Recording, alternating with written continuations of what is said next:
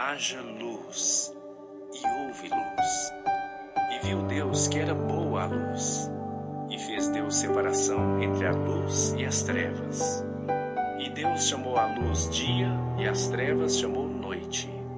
E foi a tarde e a manhã, o dia primeiro. E disse Deus: haja uma expansão no meio das águas, e haja separação entre águas e águas. E fez Deus a expansão, e fez separação entre as águas que estavam debaixo da expansão e as águas que estavam sobre a expansão. E assim foi. E chamou Deus a expansão céus, e foi a tarde e a manhã, o dia segundo. E disse Deus: ajuntem-se as águas debaixo dos céus num lugar, e apareça a porção seca. E assim foi. E chamou Deus a porção seca terra, e ao ajuntamento das águas chamou mares. E viu Deus que era bom. E disse Deus: produza a terra erva verde, erva que dê semente, árvore frutífera que dê fruto segundo a sua espécie, cuja semente esteja nela sobre a terra. E assim foi. E a terra produziu erva, erva dando semente conforme a sua espécie, e a árvore frutífera cuja semente está nela conforme a sua espécie. E viu Deus que era bom. E foi a tarde e a manhã, o dia terceiro.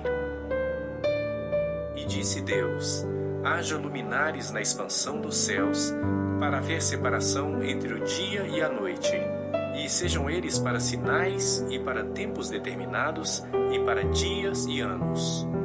E sejam para luminares na expansão dos céus, para iluminar a terra. E assim foi.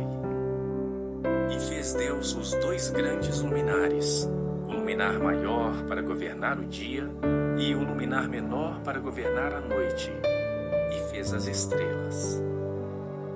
E Deus os pôs na expansão dos céus para iluminar a terra, e para governar o dia e a noite, e para fazer separação entre a luz e as trevas. E viu Deus que era bom. E foi a tarde e a manhã, o dia quarto. E disse Deus: produzam as águas abundantemente répteis de alma vivente, e voem as aves sobre a face da expansão dos céus.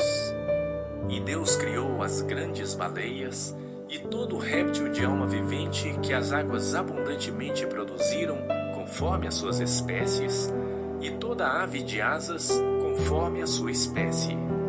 E viu Deus que era bom.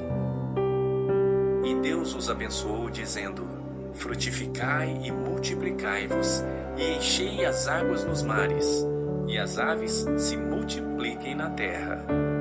E foi a tarde e a manhã, o dia quinto.